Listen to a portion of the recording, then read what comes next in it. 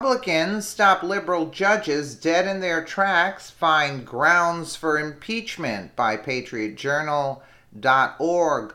Liberal judges in the past few years have taken unprecedented liberties. Instead of making a decision based upon the rule of law, the U.S. Constitution, and the Declaration of Independence, which is their sworn duty to uphold, they choose to make up their own rules and regulations based upon their liberal agenda. In the Rust Belt, liberal judges from northeastern states, Supreme Court, made a horrendous decision that directly attacks conservatives living there. So Republicans have had enough.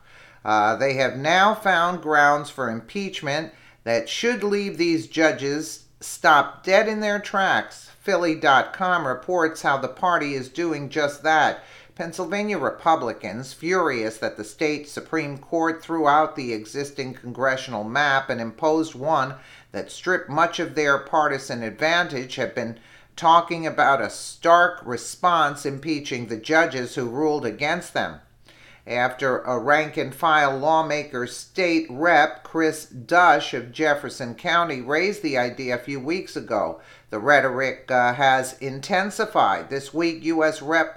Ryan Costello of Chester County said the justices should be impeached, and the U.S. Senate Pat Toomey said the idea is worth discussing.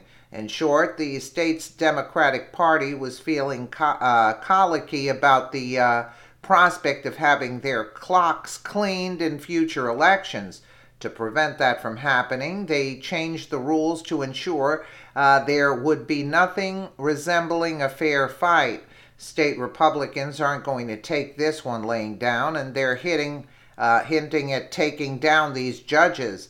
Talk about an epic response. As of Thursday, no impeachment bill has been introduced, but in the memo he circulated to fellow lawmakers, Dush contended the High Court's ruling redrawing the congressional map blatantly and clearly contradicts the plain language of the Pennsylvania Constitution.